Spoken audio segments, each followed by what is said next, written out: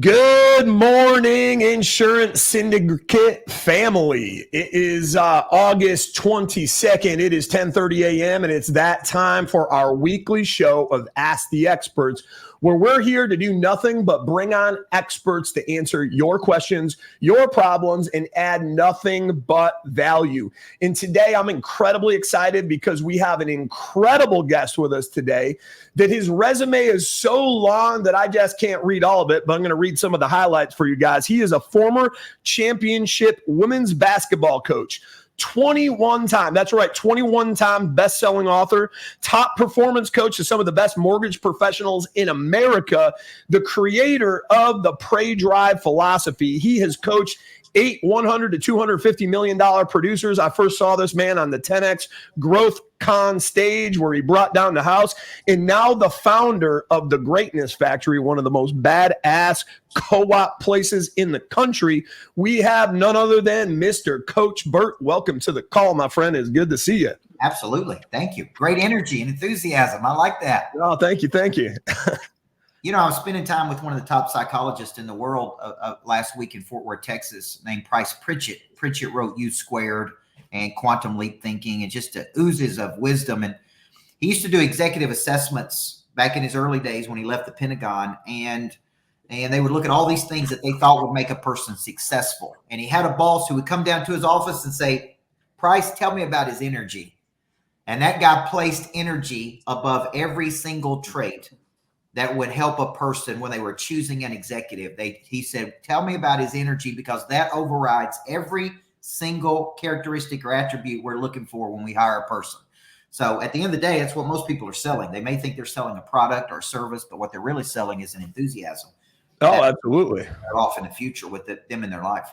And I'm a big believer in that too. Anytime we're training our sales folks and everything too, it's not what you say sometimes, but it's how you say it. And it's the enthusiasm of how you say it, because that energy is contagious and people will flow with that energy, because I'm a firm believer in that and I love that.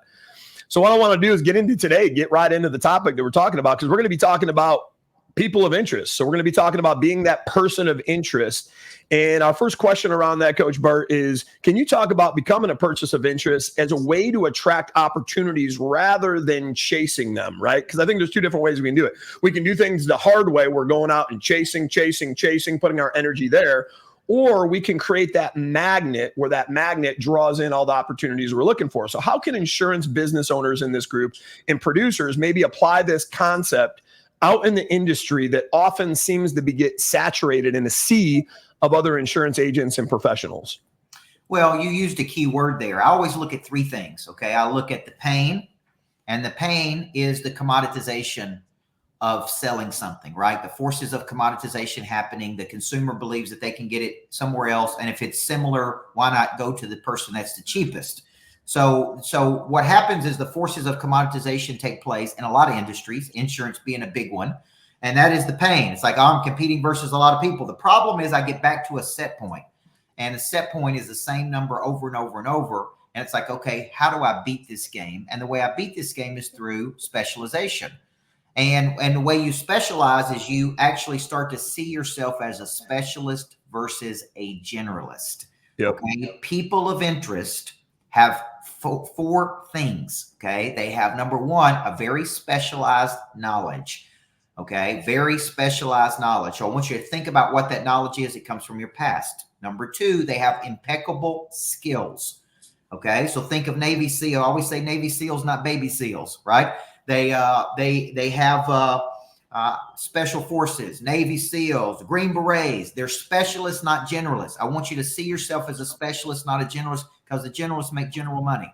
Specialists make specialist money, okay? So they got specialized skill. They got impeccable knowledge. They got incredibly high prey drive. So they got big goals, okay? And they got not just confidence.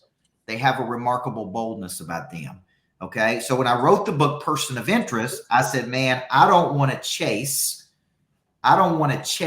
business. I want to attract business. And to attract business, I need to become attractive. So what is attractive? And I started studying the habits and traits of people of interest. Then I wrote the book, Person of Interest, which became one of my best selling books and best selling concepts. No, I love that. I love that. And I'm a big believer in that too. And that's the way we've basically built every single one of our companies. And I see a lot of times out there, like you look at the real estate market, for example, even the insurance market, I think we would agree both of those markets are some of the more challenging that they've ever been. But I actually prefer living in challenging times, because in challenging times when it's not easy, what does everybody typically do? They retract until the easy times come back again. But I think in those challenging times, if you look at it through the right perspective and the right lens, there's actually more opportunity than ever. And in the sea of average, which exists more prevalent today than ever, if you can do exactly what you're saying there and stand out, like you can literally flip the script and make it so you don't have competition. Like we did that with our recruiting company. We said, you know what? What's wrong with the recruiting industry? It's boring. It's mundane. You don't think about any business out there that's like the American Express, obsessed over customer service when it comes to recruiting. So we said, you know what?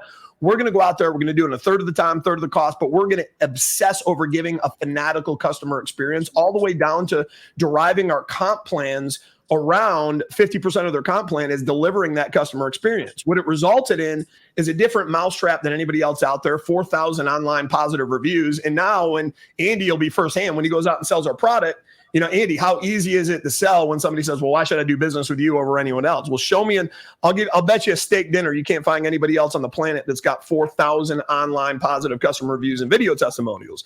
If you do, I'd love to know. They might be out there, but now what that does is it creates this frequency where nobody else can compete, because you're up here the way you're presenting yourself on the playing field. So love that, firm believer in that, and basically made that the foundation of everything we do. And I think, a lot of that probably came from you at one point in time when I saw you on the 10X stage there too. So I love what you teach. Well, the packaging of an idea, to me, everything comes down to a formula, right? People of interest have a message. They have a big mission. They have a lot of movement, and they convert that movement into monetization. Okay. So I see a lot of people and I'm like, man, what's your concept, right? Before you become famous, people of interest are known. They're renowned. They're celebrated. Why? Because they have very specialized skills. It's like, man, that person is the best, right? That person is really good. They are the best at that. Like, it's my buddy Tim Story says, you're the best at this. I'm the best at this. You're the best. Coach Burt's the best at that. Everybody has their specialized skill and they're the best at it. So they become known for that specialized skill. I always say Tom Cruise can charge $40 million a film. He does his own stunts. And they know they're going to make $100 million every time he does one of those films. So he's known for something. And what a lot of people is, they're not known. So they don't have a clear concept. They don't have a clear message. And one of my coaches at 28 years old said, before you become famous, learn how to position by concept, right? I suspect that many people didn't know who James Clear was before they read the book Atomic Habits. right? They may not have known who some of the greatest people are in the world before they read the book. They were attracted to the concept first. Yep. So I come up with concepts, and then I package those concepts. I tell people I'm sitting in a $10 million concept right now. The Greatness Factory is a $10 million concept. Started in my brain, went to a piece of paper, drew it up and made it happen right now. But it's worth a lot more than $10 million because the exchange that happens here between people, right? So what is it worth when I scale it? What is it worth when I license it? What is it worth when I take it around the country? How much money could really be made? So people of interest have some kind of concept that they've created. Okay. Some of the top insurance people that I coach, because in the very beginning, when I started this business, I was actually coaching some of the biggest whole life insurance producers in the world.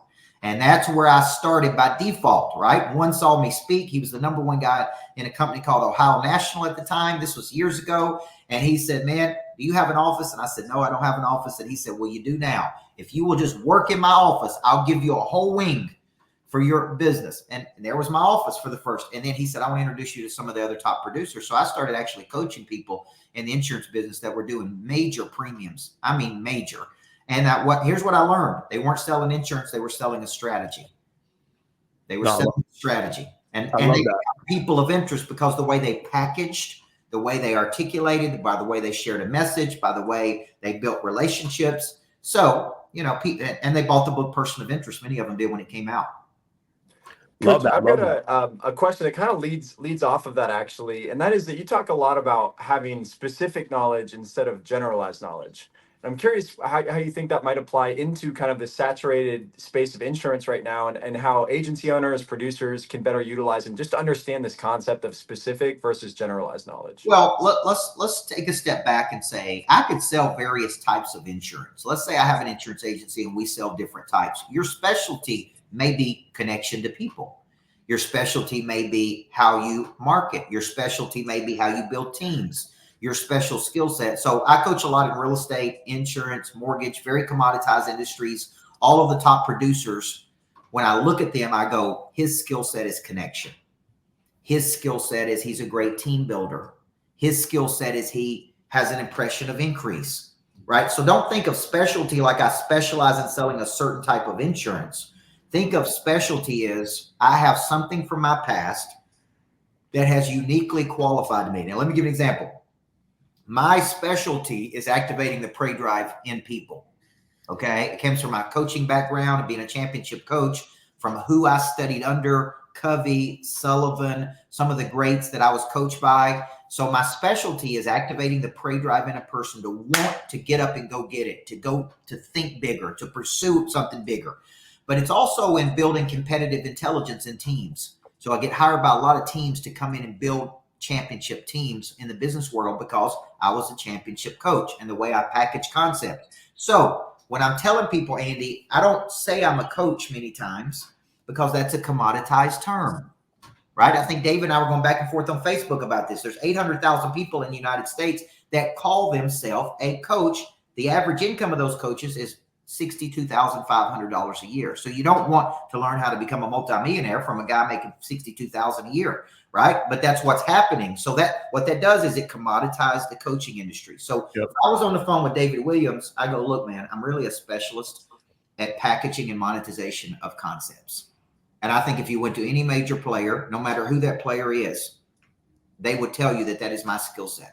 So if you have intellectual property that you want to package, so now I'm starting to coach insurance people who want to write books. They want to package up. They want to recruit. They want to be people of interest. And I'm not teaching them how to sell more insurance. I'm teaching them how to become people of interest through the packaging of their intellectual property. Okay. And that's a specialized skill set. No, and I love that. I love that. And I think, one thing that resonates there too, one of the things that you said there, being that person of interest, but also when you talked about building the Greatness Factory, what did you do?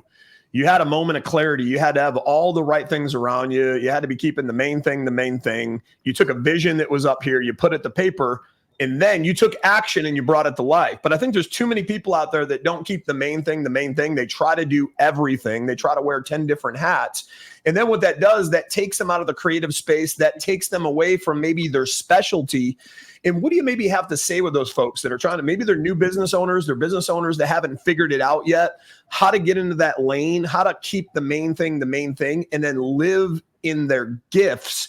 Because I believe when people live into their gifts, they're going to be more passionate about what they do. But what do? They're living into their gifts. So they're more skilled at the very things that they're doing, just like you're talking about. But how can somebody shift from being that person that's, doing it all, wearing multiple hats, maybe living in a place of overwhelm in their business, and getting into that lane, laser focused, keeping the main thing? Well, I wrote about this in a book called A to B, and I call it opportunity confusion. Opportunity confusion, where there's too much opportunity and you can't narrow. I like to have no more than 3 level 10 opportunities at one time. These are the biggest opportunities available to you. I call it the NBO, the next big opportunity. Right? And I tell people, instead of finding your why, you need to find your skill. I can know my purpose and still be broke. I can know my purpose and still not be motivated. So I like because goals better than finding your why. A because goal is a big reason I do something when I don't feel like it. So what I tell people is that if I were teaching a person, I'd say, let's first find your primary skill. Let's then find the problem that you would like to solve based on that skill.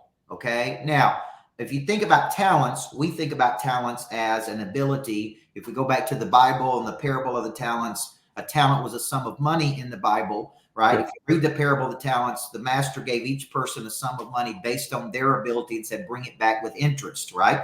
And the ones that did, he said, well done, good and faithful servant. That's the only place that's in the Bible, by the way, is in the parable of the talents. And so I think about this. If I give Andy a sum of money based on his ability, and he uses that ability and he brings it back with interest, I say, man, that's great. Let me give you some more opportunity.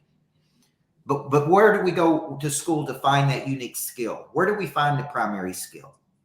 Right? So a lot of people, if I ask them, what is your primary skill and what problem do you solve? Most people can't tell me.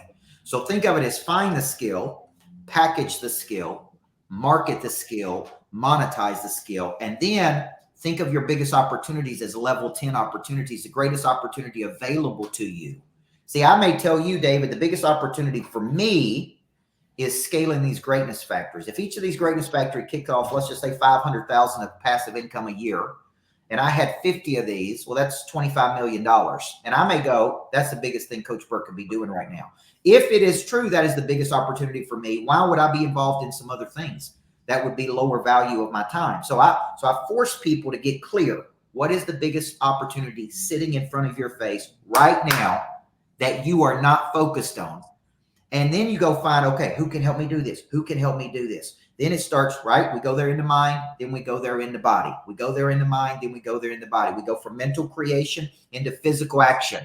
And that's really what I help a lot of people on. Just what's the NBO? For some people, it's building this insurance company and selling it for a fortune. For some people, they need to be merging and acquiring 3 or 4 more insurance agencies. I've got 3 or 4 people right now doing $750,000 to $1 million.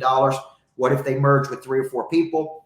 What if they rolled up? That's the biggest thing they need to be doing. But what people do is they just do go. And then somebody comes along and go, look, man, you're sitting on a freaking gold mine here. If you just paid attention to the opportunity, and we call that the NBO, the next big opportunity. No, absolutely. And I love that. And I think some of it too is sometimes they don't have the clarity on it, but sometimes it's like they don't have the will because they look at some of the things they need to do to get to where they need to go are some of the hard things that doesn't excite them the most. So they actually have to wrap their head around it in the right way. And I love what you said there, not finding the way, but finding that deep, profound purpose. We'll actually do that with our team members too. And I recommend that to any leader that's listening on the call, because not only do you have your deep, profound purpose, but it's got to be your team member. And I see too many people that are out there. It's like, well, I'm having the conversations and they didn't have 4 hours talk time. They didn't have 200 dials. And I keep beating it in their head. And I keep telling them, you got to quote more to do it. Well, you're speaking the wrong language because there's not an emotional connection. There's not a deep rooted purpose to the metrics and the KPIs, because you know whose KPIs they are? They're your KPIs. But now if you have a different conversation with that person, you maybe sit them down and help do a vision board together. And I want to get clear on, what do you want out of life? What do you want for your family first and foremost? And now if it's like, hey, you know what? My family's living in this cramped apartment and I want a bigger house because in a safer community for my kids. Okay, now we're getting somewhere. I want a safer car that's not going to break down on the way on to work. Okay, great. We're getting somewhere.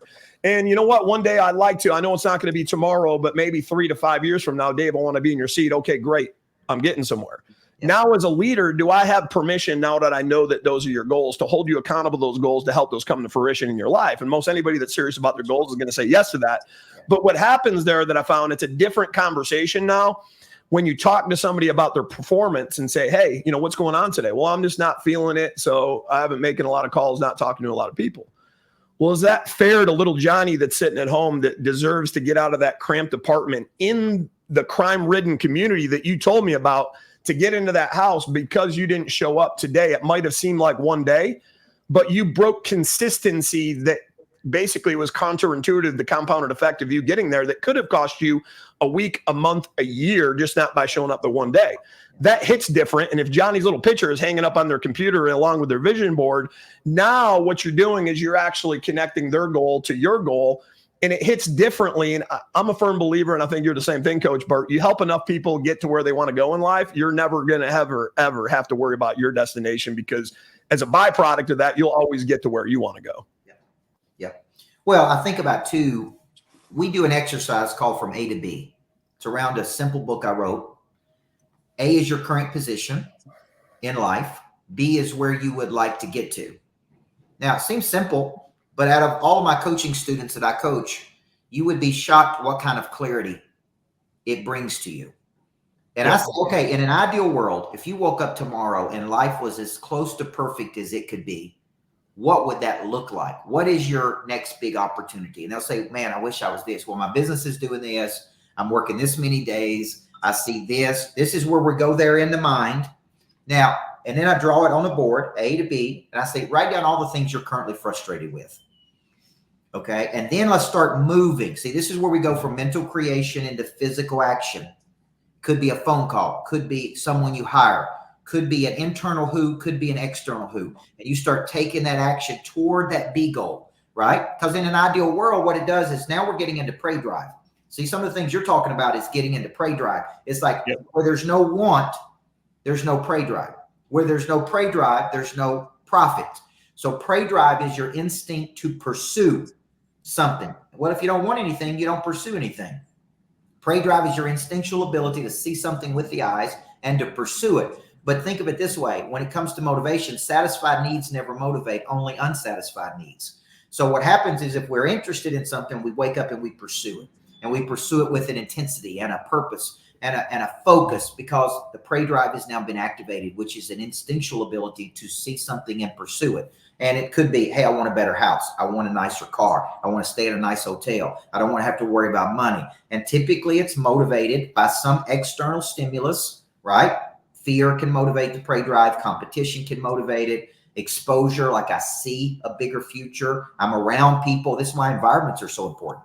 This is why being coached by people is so important. It's like, it's like I was coaching a guy the other day that is an insurance agent for an insurance agency, and he does some coaching on the side. He said, I typically go coach, and maybe I make $10,000 or $15,000 on the back end, invite people to my coaching. And he said, man, just one tweak. He said, being exposed to you, he said, I went and did the same talk, tweaked one part of my talk, made a different offer, generated $150,000. Boom. Okay. Now that from one suggestion, one tweak, it's like, man, just do it this way. It's like that activated his prey drive to see what it was really worth. It wasn't worth $10,000 or $15,000 per talk. It's worth $150,000 per talk if he just saw it the right way. And that is what prey drive. So now that prey drive is activated through exposure, through seeing something else. Like, all right, now I see a much bigger play here.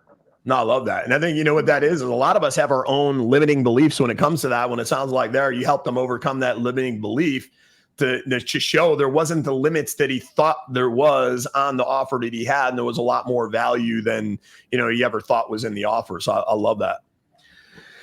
So what I want to get into is like when you're talking about a person of interest, right? So you get clarity on that and you become that person of interest. You're that tacticianer. You find your niche and how to show up differently in the marketplace. Now, I think one of the things that people have challenges with too, how do I amplify that message now? So what would you have to say that, hey, they get clear on it. They figure out, they find their lane. Hey, I'm the Navy SEAL of XYZ. But now how do they amplify that in your best methodology you'd recommend possible to become omnipresent where everybody sees them in every lane that they see them as that, that tacticianer, as that person of interest?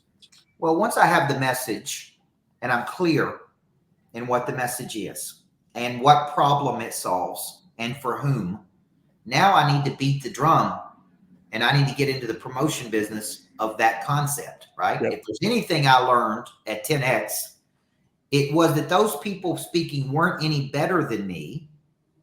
I had just the same number of years of coaching, of experiences, of unique experiences. They were just better marketers than me. Yep. Okay, so once you know that, it's like, okay, I'm as skilled as they are. I just need to learn how to market. I need to learn how to promote. I need to learn how to showcase.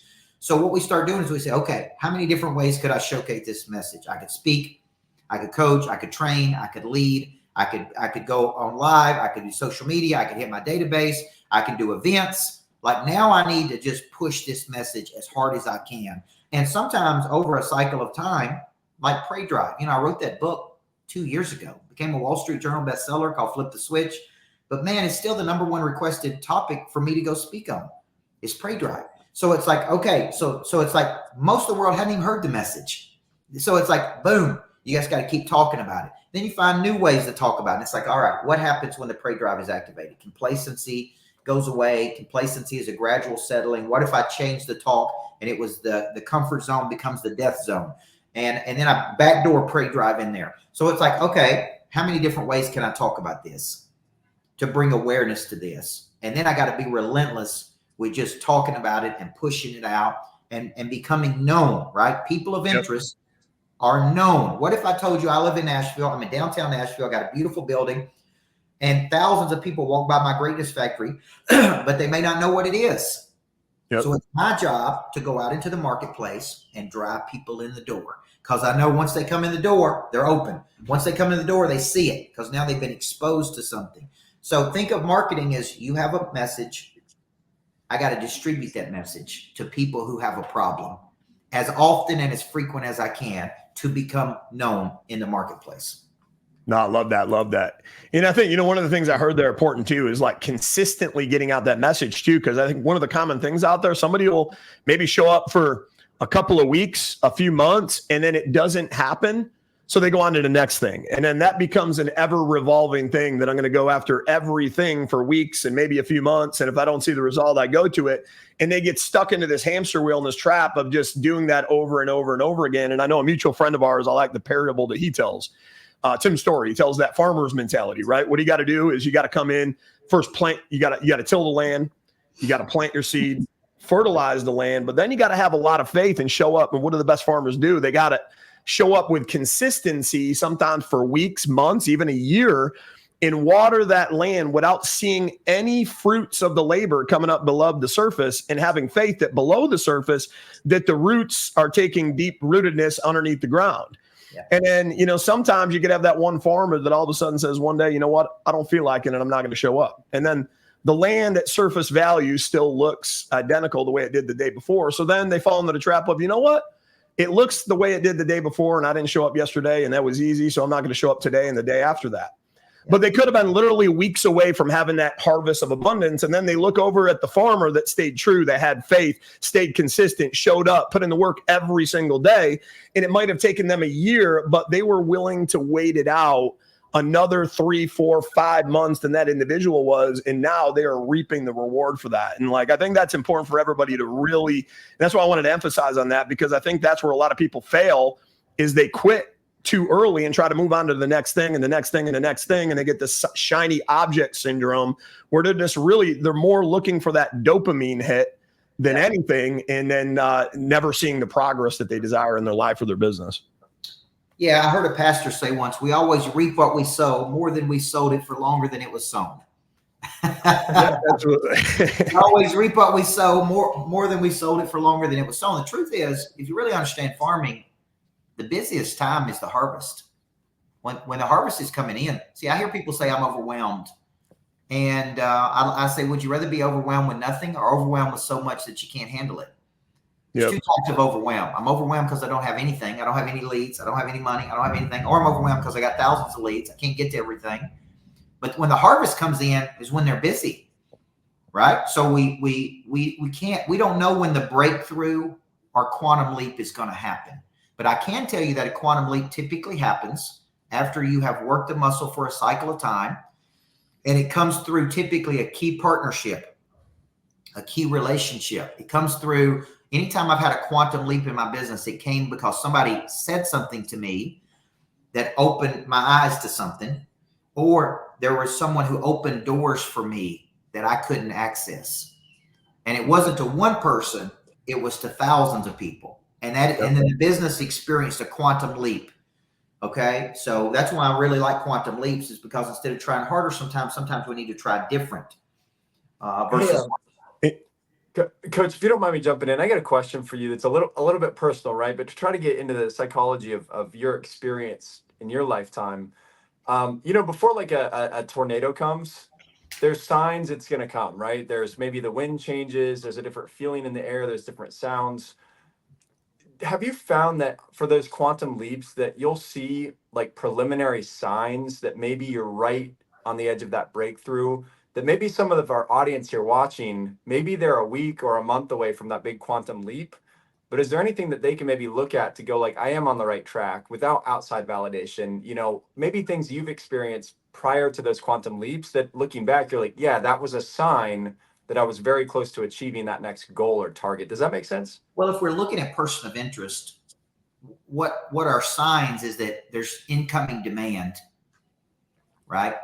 There's incoming demand starting to come. So we're developing a person of interest assessment for people to measure what their person of interest score is, right? And to know, am I trending in the right direction?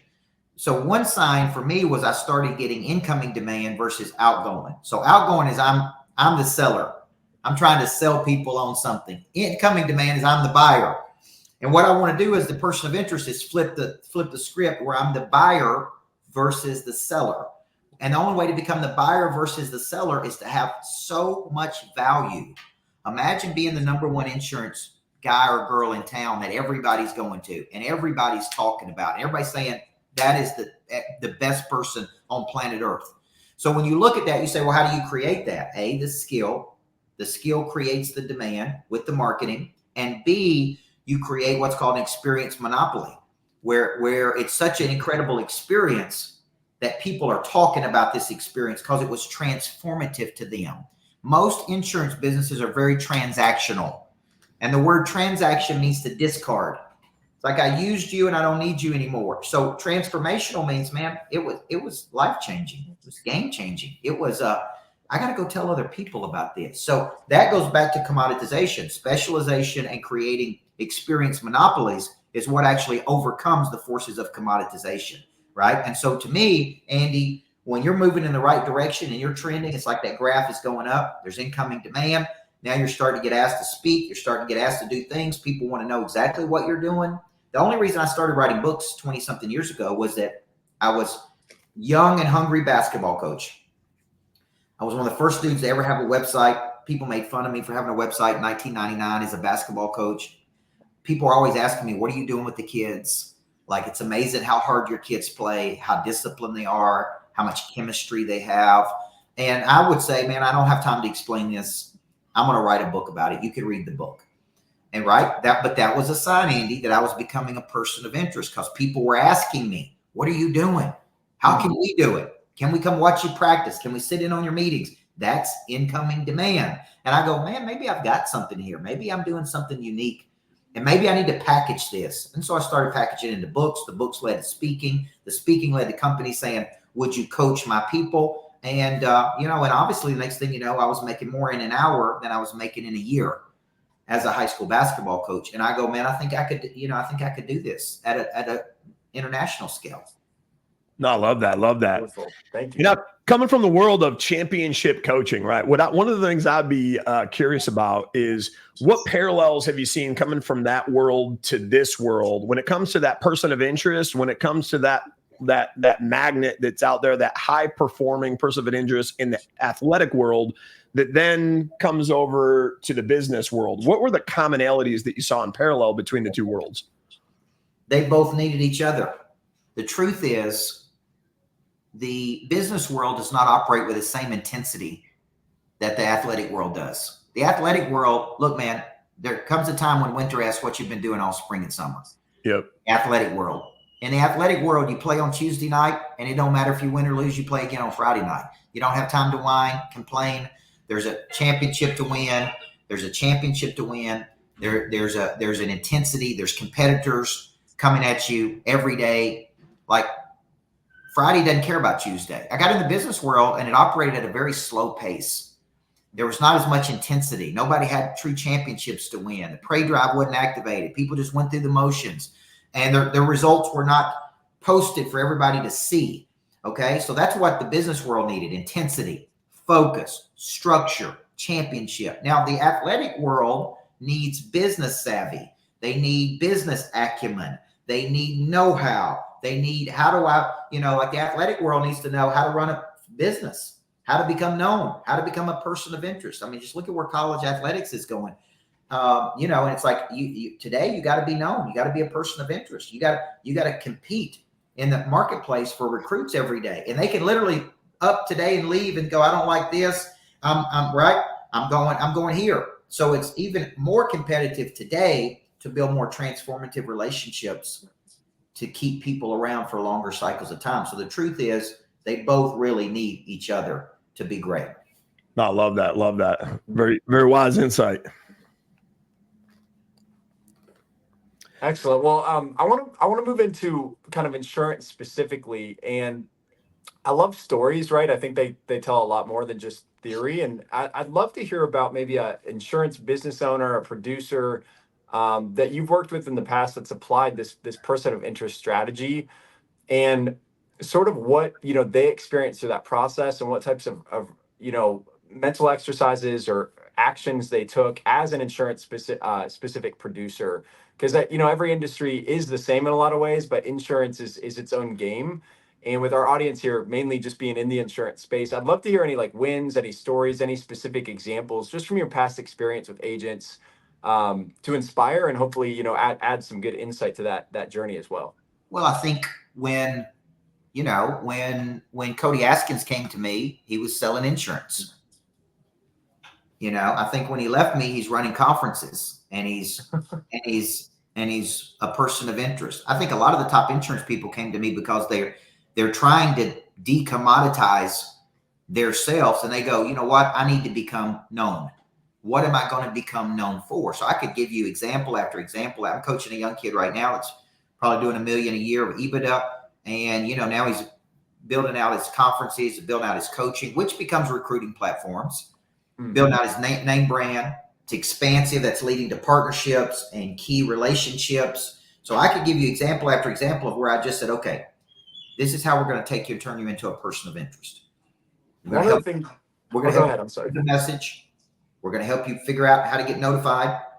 And we're going to help you figure out how you can go out there and take the message to the marketplace. We're going to help you turn it into a bigger mission. What that's going to do is attract large numbers of people to you, of which you could recruit or attract, where you could build things, where you could strategically partner. So I'm trying to get you out of the commoditization and into thinking, if I become a person of interest, man, I'm going to have a lot more opportunity. Okay. And there's a formula to this. It's not like you just wake up tomorrow and become a person of interest. Okay. So it's like I've codified all of this. My coaching programs teach people how to speak, how to coach, how to train, how to lead, how to become known in the marketplace, how to come up with a perfect concept, how to attract people to you. Okay. That's really what the coaching does, is teach you how to do all these things. Yeah. I think the big aha moment for me, I think I understood persons of interest. And then right now I was like, no, now I get it. Right. Years later, it finally hit me on this call with you. And that is that what I'm hearing here is not about, hey, go in and do this strategy to build your book of business. I'm hearing have symbiotic actions and networks being built up through social media. Get on stages, get in front of people, build your personal brand. And it's finally hitting me like, wow, you're creating this big magnet, and it has actually maybe nothing to do directly with the product you sell. Is bigger than that. It's so much bigger than that. And that's extremely motivating. I love that. And I see it in Dave's companies as well. If you were to see the repertoire of companies he's built out, they all support each other and they're all very complementary. So it's more of like an ecosystem versus just like growing this one line. So appreciate that response a lot. Well, I call that intentional congruence. Intentional congruence is where everything feeds everything. Yep. I'm involved today in everything from recruiting companies, assessment companies, coaching companies, real estate companies. Why? Because I have a primary skill. See, that primary skill, I sit on the board, I just accepted a board position on a publicly traded company. Like my point is that skill all goes back to what? My past. I am paying you for your past. Your past helps me to build my future. Okay. If you could package that past, market that past, then that past can be monetized at a higher level. But until I know the skill, so the people who make the most money in the insurance business are the most skilled people. Okay. So there's a direct correlation between the compensation they earn and the skill they have, right? So if you can ever get your brain around, I'm not selling a commodity. Anybody can sell an insurance product. I want you to think I've coached people making $4-5 million a year selling insurance. And they were selling a strategy. They're selling a skill set. They're selling a brand. They're selling a name. They're selling a bigger future. They're not just selling an insurance product. They may use the insurance product to get to the B goal, but the way they package it, I mean, I'm telling you, Andy, it was brilliant. When I was just lucky to work with the best people in the world right out of the gate. And I'm sitting there watching them going, this is crazy. How they make their presentations, how they use props, how they tell a story. I'm telling you, man, it would absolutely blow your mind. Okay. And they had a seat at the bigger table. Everybody on this call should be asking, what's the big table?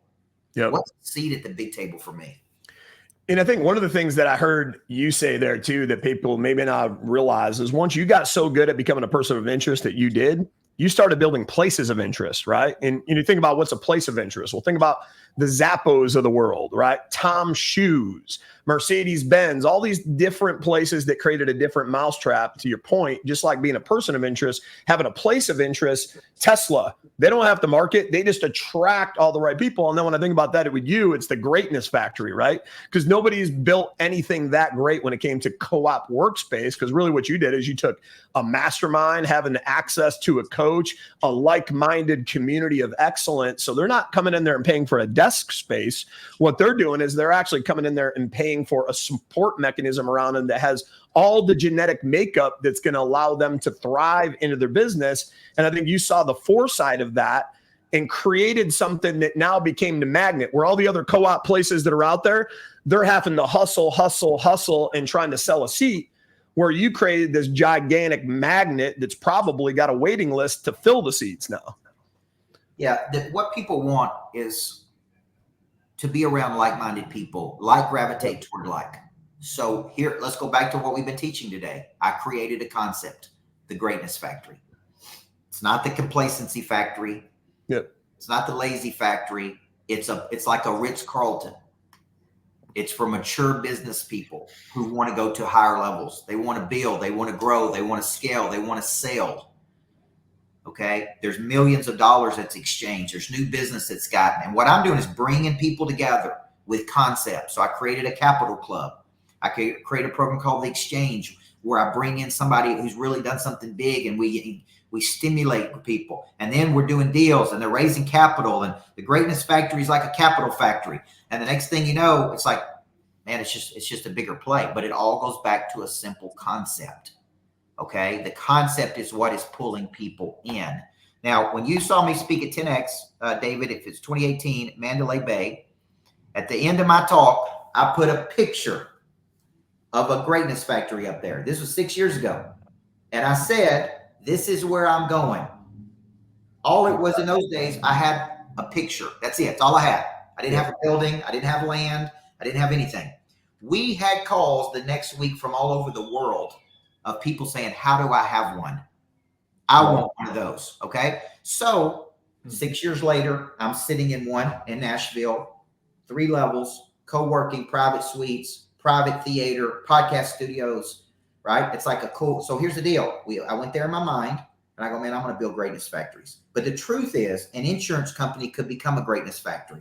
Absolutely. Meaning we take people and they have some knowledge and some skill and some desire and some confidence, and we are manufacturing their greatness because of our methods, right? I have a physical structure where we manufacture greatness, but if I was running an insurance agency, I'd be manufacturing greatness.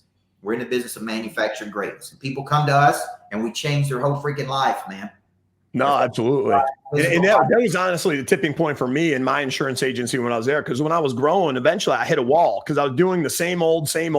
And I was like, why isn't it working anymore? And I hit this stunt of growth. What I got to do differently? And actually, I think it was at that same TEDx conference. It was like what JJ Watson got up on the stage and he talked about running and operating the number 1 through 7 Honda dealerships. And I thought that was pretty profound. Out of all the thousands of Honda dealerships in the world, he ran 7 of them and they ranked 1 through 7. And then what was the commonality there? It was just fanatical culture and non-negotiables. And then to me, the light went off. I was like, you know what? I got some of the wrong players that are on my team doing the wrong things where they might perform in one area, but some of the areas that are more important, they're compromising. So he literally came back and I painted a picture of, hey, what do I want? You know, my maybe mini greatness factory within. What do I want the Dave Williams greatness factory to look like inside of our culture? And my name is on the door. Don't forget, I want it to look this way. I'm going to get feedback from my team, let them play into it, and then come up with our non-negotiables like PMA, positive mental attitude. Like that's a non-negotiable in order to work inside of one of our companies. Live with integrity at whatever you do. Be coachable. Show up. Train daily. You know, all these different things. And what we found there was, you know, we were very clear with everybody that, hey, we're going to have a conversation once around this. We're going to give you 60 days to adapt. We're maybe going to have a conversation twice. The third time might be on paper. And because we're giving you grace, because this is a new concept, what do you guys think the 4th time should be if we have to have a conversation about that? If 2 of them were verbal, 1 was on paper, what do you think the 4th time should look like? Yeah. And they all agreed and said, you know what, we probably shouldn't be on the team anymore. And unfortunately, there was situations where we actually had 2 of our top performers in that environment that we had to have that conversation with. But because the expectations were so clear, they knew it was coming, came into the office and shook my hand. But what happened after that was profound because we thought, hey, we're going to lose production. No, actually, with a much smaller team, they actually became empowered now that they didn't have this toxic work environment. They didn't have this negativity around them. And now we were fully living that culture. And then what it was all about was like, how would we protect it? How do we put barriers up and police it? And it brought on a life of its own, probably like you're seeing in the Greatness Factory, right? You know, another example of that is walking in the Andy Frisella's office. It took on a life of its own, where now we didn't have to put the energy. We had to do it in the beginning, the first few months, 4 months, but then they began to be so grateful and appreciative of living inside of that culture that through that lens of gratitude that they started becoming accountable for protecting that culture. And I think that's when true excellence exists, is when your culture comes to life, where now it's like its own organism. And then the people that are in there love it so much that they're protecting it. And I think that's when you got your greatness factory like you do. And then that's when you can take your business to the next level like most people don't. Yeah, environments can create expectation. And I think adults need that. Adults need expectation. They need somebody to go, you know what? You're not playing to the level you're capable of playing at. This is where great people play, right? I did a lot of work with Kevin Elko, and he was Saban's psychologist at Alabama. And I said, man, how does Saban talk to the players? And he said, from an affirmative standpoint, it would look like this when they're not doing well. David, we brought you here because you're the best in the world, man. Out of all the people we could have chosen, we chose you to be here because you are the best in the world. Now, help me to understand why you're not playing your best for us and your teammates, right? Because I can't sit here as your coach and watch you underperform.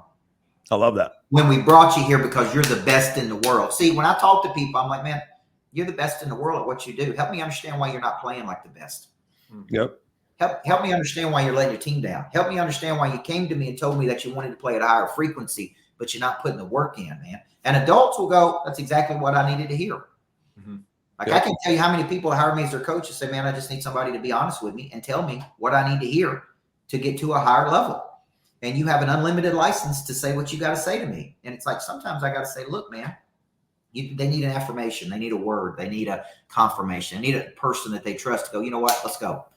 I love it. And I think those are those words that propel them, it opens up hearts and minds and gets them going in the right direction. But I'd like to go maybe the counterintuitive part of that, because so many people, again, they get caught up giving their attention to the things that are unimportant, the inconsequential things that are around them in their lives and in their businesses. And the end result of that is they get into this place of busy work, maybe inside they're not focusing on the right thing. And maybe they walk by that same person and they don't give them those words of wisdom. Yeah. What do you have to say on the negative side of that by not giving those words of wisdom when you got somebody on your team that needs to hear them? Well, I try to get people on my team to do things not for me, but for themselves. Okay. Yep. And I try to instill in them the habits of the top 1% of performers. And I say, you're not doing this for me. You're doing it for you. Okay. And your family and your future. And you want to be in the top 1%. Your confidence is not predicated by what I think about you. Confidence is a memory of success. My confidence is not predicated by what other people think about me. Some will, some won't. So what? So my confidence is predicated by my repetition, by me being in the game, by me working the muscle, by me knowing I showed up and gave great effort, right? And so my confidence can't be predicated by anything external for me, because if it is, some people like it, some people don't like it. I can do a speaking engagement where some people say it changed my life and some people say, oh, it's okay, so, and some people won't look at me when the speaking engagement's over. So is my confidence predicated by what they think about me, or is it predicated by me knowing that I showed up and did what I was capable of doing? No, absolutely. That's what a pro does. I love that. Love that. So I guess when you're sitting down, I want to get into like how you, let's say you got one of these insurance agents and you start to work with them and they want to come and they want to coach with Coach Burt. And I love what you say, because I'm a firm believer in it, that everybody needs a coach in life.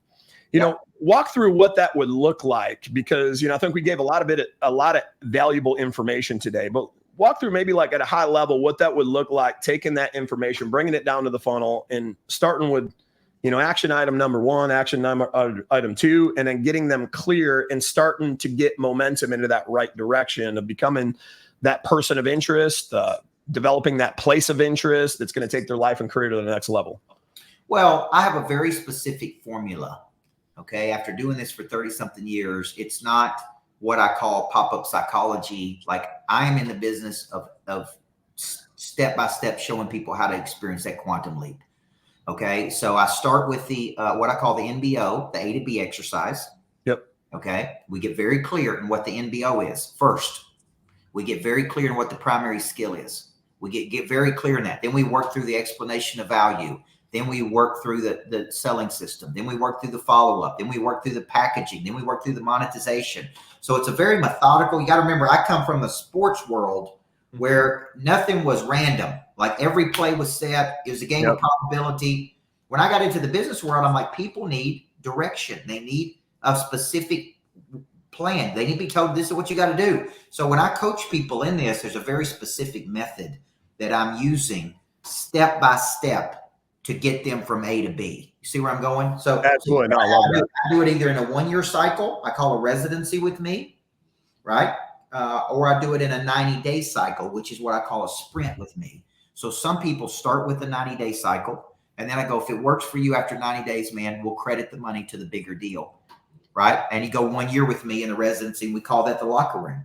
You're in the locker room with Coach Burt, and he's your coach. I'm going to coach you on the best of business, the best of packaging. And when I'm done with you, you should make a lot more money, number 1. And number 2, you have total clarity. And once you have clarity of that skill, David, that's in perpetuity, man. Oh, absolutely. Without a doubt. Once I paid the money to learn how to write a bestseller, a Wall Street Journal bestseller, then I had the skill forever. Now every book I write from that, I know how to do it. So it's a perpetuating investment because of the skill that I paid the money to acquire. So when you invest in a coach, what you're investing in is a new capability, and the new capability gives you a new confidence. And what that's going to do is it's going to perpetuate for the rest of your life, because now you know how to do something you didn't know how to do before. Boom. Right? I love that. I love that. And as we're coming up here on our time to wrap here too, I just wanted to just thank you profoundly for giving your time to so many people out here. And I think there was just a wealth of knowledge on this call and so many golden nuggets for people to take away with. And if you had to end it with one last thing that you could leave with everybody and then follow it up by, how do people work with Coach Burt? How can they reach out to can they follow you? How can they connect with you? And how can people start, to work with you? I'd love to hear that. Well, the piece of advice would be, don't be a level 10 person stuck at a level 4 level, right? Don't be highly talented, but undercapitalized. If you're sitting out there and you're watching us today and you're watching me and you're going, man, I need somebody to help me get to a higher frequency. I'm tired and frustrated of playing at the small table and I'm looking for the bigger table, right? That's not going to change until you take an action. Yep. Until you get a seat at a bigger table, until you get in a room with somebody who knows how to do it. So people don't need coaches because something's wrong with them. They need coaches because it's like, man, I'm tired of playing at this level. I'm ready to go to the next level. So where you can find me is everywhere on social media.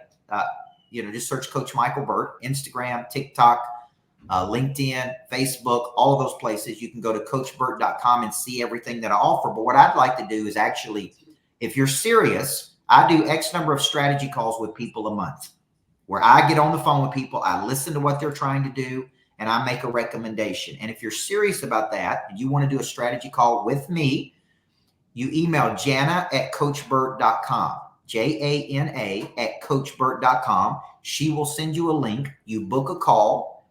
It'll be a 15 or 20 minute call where I listen. And I'm going to ask you a serious question. What are you trying to do? You're going to tell me, and I'm going to say, based on my 33 years of experience in coaching some of the top insurance players in the world, this is exactly what you need to do to move from A to B. Okay. So if you want to do that for the serious people, right, just say Jana@coachburt.com, email her and say strategy call with Coach Burt. She'll send you a link and boom, you and I'll get on a call and we'll talk. And there's not many coaches in America, David, who'll do that today. Nope. That'll actually talk to people. And I still prospect every day. I still follow up every day. I still call people and talk to people every day. I still coach people every day, right? And that's a sign of a real coach. That's a sign of a real leader. Yeah. When people say, what's your differential advantage? I'm like, man, I'm talking to you. I'm calling you. I practice what I preach, okay? I'm going to do what I tell other people to do. I tell people to prospect every day. I tell people to follow up every day. So these strategy calls give me a chance to go deeper with you and listen. And then I'll make a recommendation. We'll move from A to B right there and we'll get you into something. Boom. I absolutely love that. No, thank you so much for your time today, Coach Burt. It's just been a wealth of knowledge. Not only did you dedicate your time, did you hear that, folks? It's Jana@coachburt.com. He's even willing to spend, if you're serious, he's willing to spend dedicated time to you, even above and beyond this call. That's a real leader. That's a real coach. And this has been another amazing episode of Ask the Experts. Let's drop some love down in the chat. Let's drop some emojis down in the chat and just give a huge thank you for Coach Burt coming on the show today. Thank you so much, my friend. I appreciate you. Thank you, guys. Look forward to talking to you. Thank you. All right. We'll talk soon. I appreciate you. All right. Bye-bye. Bye-bye now.